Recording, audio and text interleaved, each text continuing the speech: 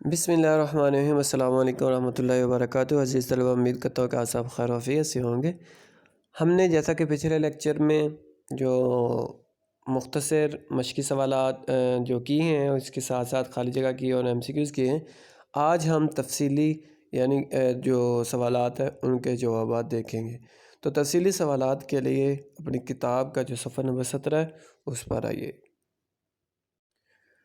جی، تو درجہ ذیل سوال نمبر 5 ہے، درجہ ذیل سوالات کے تفصیل سے جواب دیں۔ سب سے پہلا سوال ہے، نظریہ کے ماخذ اور اہمیت واضح کریں۔ یہ صفحہ نمبر آپ کا 2 پر جواب موجود ہے، کتاب کا صفحہ نمبر 2۔ جی، نظریہ کے ماخذ صفحہ نمبر 2 سے شروع ہوتا ہے۔ نظریہ کے مندرجہ ماخذ درجہ ذیل ہیں: مشترکہ مذہب، مشترکہ سیاسی مقاصد، مشترکہ تعلیمی مقاصد، مشترکہ معاشی مقاصد، مشترکہ ثقافتی مقاصد، اور اس کے بعد آ جاتی ہے نظریے کی اہمیت۔ صفحہ نمبر 4 پر نظریہ پاکستان کا مفہوم سے پہلے یہ جو یہاں تک آپ کا اس سوال کا جواب آئے گا، نظریے کے ماخذ بیان کریں اور ان کی اہمیت۔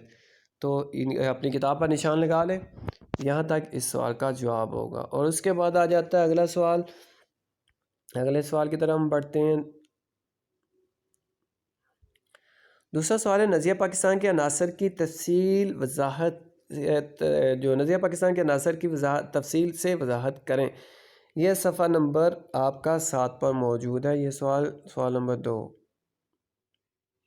جی، نظریہ پاکستان کے عناصر، یہ elements of ideology of Pakistan, نظریہ پاکستان کی بنیادی تعلیمی اسلامی نظریہ حیات پر اسلامی نظریہ حیات پر رکھیں گے۔ یہاں سے لے کر اس میں عقائد آ جاتے ہیں، عبادات آ جاتی ہیں، قانون کی حکمرانی آ جاتی ہے، اخوت و مساوات اس میں آ جاتی ہیں، عدل و انصاف، اور یہ عدل و انصاف مکمل۔ یہاں تک آپ کے سوال نمبر 2 کا جواب ہے۔ اس کے بعد سوال نمبر 3 ہے، علامہ محمد اقبال کے ارشادات کی روشنی میں نظریہ پاکستان کی وضاحت کریں۔ اس سوال کا جو جواب ہے صفحہ نمبر 13 پر۔ یہ جواب مکمل نہیں ہے، جب آپ اسکول آئیں گے تو یہ اس سوال کا مکمل جواب کراؤں گا۔ فی الحال کے لیے آپ نے اس سوال کا جواب یہاں سے لے کر یہاں تک کرنا ہے۔ اس کے بعد اگلا سوال ہے کہ قائد اعظم کے ارشادات کی روشنی میں نظریہ پاکستان کا احاطہ کریں۔ صفحہ نمبر 13، یہ آپ کا صفحہ نمبر 14 پر اس سوال کا جواب موجود ہے۔ نظریہ پاکستان اور قائد اعظم، یہاں سے لے کر یہ آپ کا صفحہ نمبر جو 15 کے آخر تک، یہاں تک اس سوال کا جواب آئے گا۔ یہاں تک آپ نے اس سوال کا جواب کرنا ہے۔ اس کے بعد سیکنڈ لاسٹ سوال ہے، بر صغیر میں اسلام کے بنیادی اقدار اور سماجی اور ثقافتی حوالے سے نظریہ پاکستان کی وضاحت کریں۔ فی الحال یہ چھوڑ دیں، جب اسکول آئیں گے تو تب یہ سوال کریں گے۔ اس کے بعد آخری سوال ہے، 2 قومی نظریے کی وضاحت کریں۔ یہ آپ کا سوال جو ہے یہ صفحہ نمبر 10 پر موجود ہے۔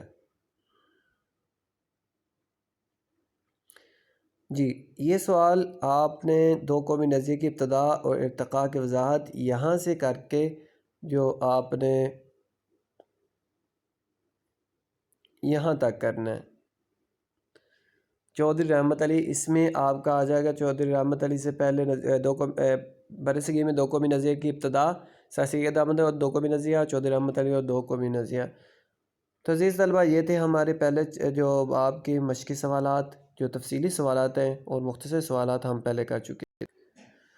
تو پیارے بچوں، اگلا ہمارا باب نمبر 2 ہے، تحریک پاکستان اور قیام پاکستان کا قیام، کہ پاکستان کو حاصل کرنے کے لیے جو تحریک تھی اس کا آغاز کیسے ہوا، کیسے وہ تحریک چلی اور کیسے کامیابی سے ہمکنار ہوئی، اور پاکستان کا قیام کس طرح جو وجود میں آیا، کن کوششوں کی بنا پر پاکستان کا قیام عمل میں آیا تھا۔ تو اس باب کا ہم آغاز کرتے ہیں۔ تو پاکستان کا قیام کس طرح عمل میں آیا اور پاکستان کی تحریک کس طرح شروع کی گئی، the Pakistan movement and emergence of Pakistan. تو اس کا ہم آغاز کرتے ہیں۔ سب سے پہلے تحریک پاکستان کا پس منظر، اس کو پس منظر نہیں پڑھنا بلکہ یہ پس منظر ہوتا ہے، back ground of Pakistan movement. کہ پاکستان کی تحریک کی جو بیک گراؤنڈ ہے وہ کیا ہے، کیسے پاکستان کو حاصل کرنے کی تحریک کا آغاز کیا گیا۔ بر صغیر جنوبی ایشیا میں مسلمانوں کی آمد 712 میں محمد بن قاسم کی فتح سندھ سے شروع ہوئی کہ بر صغیر میں جو مسلمان آئے سب سے پہلے 712 میں محمد بن قاسم نے سندھ کو فتح کیا تھا، تو اس کے ساتھ ہی ہندوستان پر مسلمان ہندوستان میں آنا شروع ہوئے۔ مغل بادشاہ اورنگزیب عالمگیر کی وفات 1707 کے بعد مسلم حکومت میں زوال کے آثار نمودار ہوئے، لیکن اس کے چند ہی سال بعد حضرت شاہ ولی اللہ کی شکل میں ایک مسلح اور مجدد منظر پر آ جانے سے بر صغیر میں اسلام کے احیاء اور مسلمانوں کے استقلال کی پرزور تحریک کا آغاز ہوا۔ تو مسلمان 712 میں آئے تھے اور 1707 میں جب اورنگزیب عالمگیر کی حکومت ختم ہو گئی تھی، وہ وفات پا چکے تھے، تو مسلمانوں کی حکومت کمزور ہو چکی تھی، جس کی وجہ سے مسلمانوں کی جو حکومت جاتی ہوئی نظر آئی۔ لیکن اور اس کے بعد شاہ ولی اللہ، جن کو مجدد الفسانی بھی کہا جاتا ہے، کہ جنہوں نے اسلام کو نئے سرے سے ہندوستان میں جو اجاگر کیا، اسلام کو نئے سرے سے زندہ کیا، تو انہوں نے آ کر بر صغیر کے مسلمانوں میں اسلام کو دوبارہ زندہ کیا اور مسلمانوں کو اسلام کے مطابق زندگی جو عمل پیرا ہونے کی تلقین کی۔ سیاسی سطح پر انگریزوں نے تجارتی ایسٹ انڈیا کمپنی کے نام پر اپنا اثر و رسوخ خوب بڑھایا۔ جیسا کہ ہم پچھلے چیپٹر میں پڑھ چکے ہیں کہ ہندوستان میں انگریزوں نے جو ایسٹ انڈیا کمپنی قائم کی تھی وہ صرف تجارت کی غرض سے کی تھی۔ 1757 میں بنگال کے نواب سراج الدولہ نے انگریزوں کا راستہ روکنا چاہا، لیکن وہ اپنوں کی سازشوں کی وجہ سے جنگ پلاسی میں شہید ہو گئے۔ تو 1757 میں جو جنگ پلاسی ہوئی تھی، اس میں نواب سراج الدولہ کو انگریزوں کے ہاتھوں جو شہادت نصیب ہوئی۔ کیوں؟ اس کی وجہ یہ تھی کہ ان کے اپنے جو ان کا وزیر اعظم تھا ان کا، اس نے غداری کی، جس کی وجہ سے جو ان کو شکست کا سامنا کرنا پڑا۔ 1799 میں میسور کے حکمران ٹیپو سلطان کو بھی اپنوں کی غداری کی وجہ سے جام شہادت نوش کرنا پڑا، اور اس کے بعد ٹیپو سلطان نے بھی انگریزوں کا راستہ روکنے کی کوشش کی، مزاحمت کی، تو ان کو بھی ان کے اپنوں کی غداری کی وجہ سے شہید ہونا پڑا، اور ان کو بھی انگریزوں نے ان کے اپنوں کی سازشوں کی وجہ سے راستے سے ہٹایا۔ علمی محاذ پر شاہ ولی اللہ کے صاحبزادگان اور ان کی اولاد پھر ان کے شاگرد سرگرم عمل رہے۔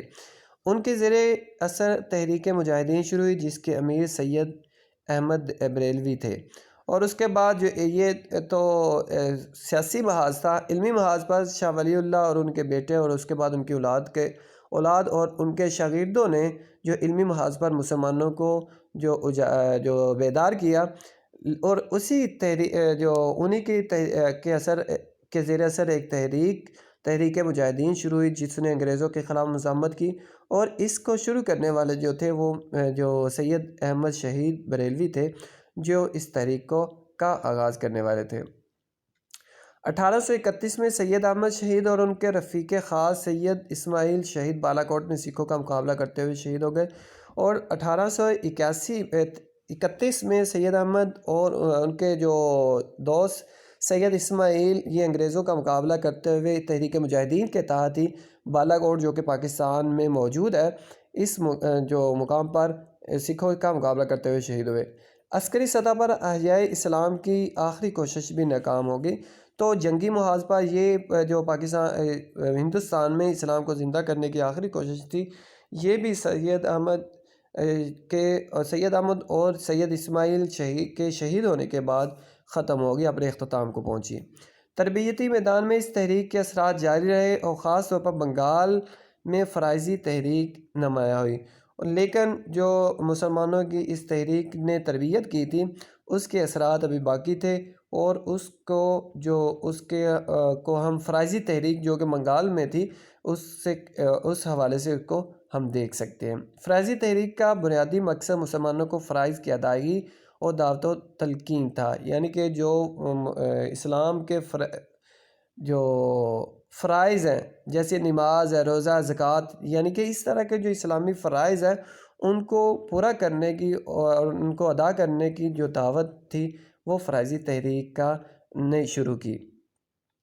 1857 کی جنگ آزادی بھی مسلمانوں کی سیاسی احیاء اور استقلال کی ایک کوشش تھی، اور اس کے بعد 1857 میں مسلمانوں نے ایک آخری کوشش کی کہ تاکہ انگریزوں کو ہندوستان سے بے دخل کر کے دوبارہ جو ہندوستان میں اسلام کو زندہ کیا جائے، لیکن یہ بھی مسلمانوں کی جو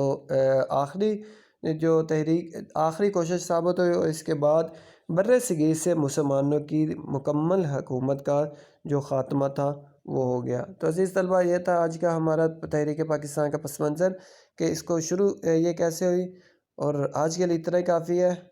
اور آج کی آپ کی جو ڈائری ہے وہ یہ ہے کہ تحریک پاکستان کا پس منظر آپ نے یاد کرنا۔ تو پیارے بچوں، کل کی ڈائری یعنی کہ 25 اپریل کی رہ گئی تھی وہ بھی لکھ لیں، جو سوالات کے مختصر جوابات ہیں وہ آپ نے اپنی کاپی میں لکھنے، اور آج کی جو ڈائری ہے وہ ہے تحریک پاکستان کا پس منظر، یہ آپ نے یاد کرنا ہے۔ اگلے سبق تک کے لیے اپنا بہت سارا خیال رکھیے گا۔ اللہ تعالی ہم سب کا حامی و ناصر ہو، آمین۔